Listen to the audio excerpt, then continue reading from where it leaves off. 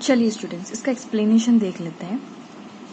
इसका एक्सप्लेनेशन में आपको ये टर्म जब भी याद रखेंगे आप, तो आपको इजी लगेगा ये चीज़ समझना कि every action there is an equal and opposite reaction. इसका क्या मीनिंग है?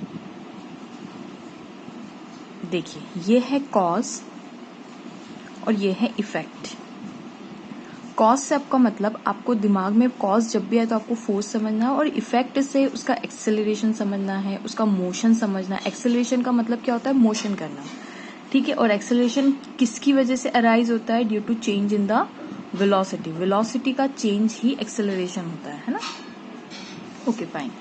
अब क्या हो रहा था जब मैं यहाँ पे खड़ी हुई थी, this is me, okay, and this is my son Burhanuddin. ये बुरहानुद्दीन। अब क्या हो रहा था, हम दोनों ने ये रस्सी पकड़ी हुई थी, है ना, दुपट्टा पकड़ा हुआ था। मतलब उस समय क्या हो रहा था, अब F इज इक्वल्स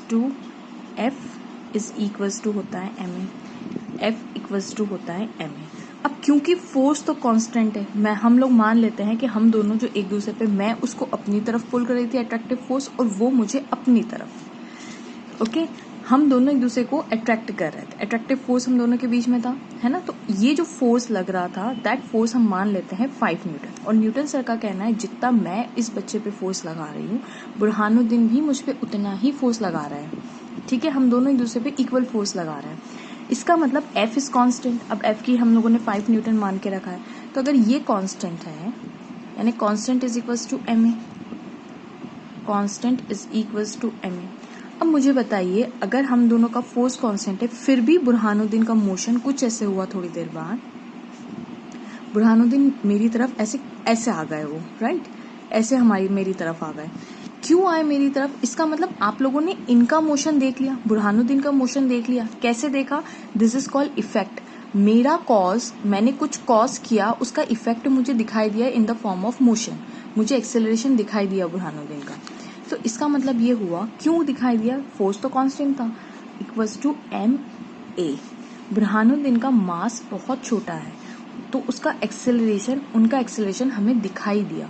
बुरहानुद्दीन का एक्सेलरेशन हमें क्यों दिखाई दिया? क्योंकि मास, अब आप याद कीजिए, यही प्रॉपर्टी है इनर्शिया की। बुरहानुद्दीन के पास इनर्शिया क्या प्रॉपर्टी होती है? Inertia is the property of the body. ये वो चीज है जो बॉडी अपोज करती है कि मैं जिस स्टेट में हूं उस स्टेट में रहना चाहती हूँ। तो इनर्शिया क्या चीज है? Inertia state of body. State of body मतलब इनर्शिया क्या करता है, जिस स्टेट में है, it is a kind of opposition to be in that state only. किसका अपोजिशन करेगा? वो हमारा अपोजिशन करता है कि नहीं, मैं जिस स्टेट में हूं मुझे उसी स्टेट में रहना है। तो यहाँ पे न्यूटन थर्ड लॉ तो हम लोगों ने लगा दिया, पर हम न्यूटन फर्स्ट लॉ को यहाँ पे भूल गए।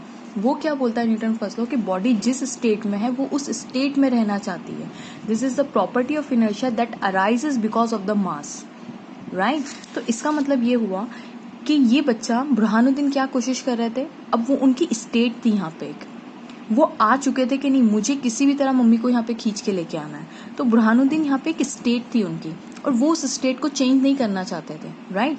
लेकिन क्योंकि उनका इनर्शिया, उनका अपोजिशन जो है वो काफी कम था, बिकॉज उनका मास कम है। Inertia is the property arises due to mass.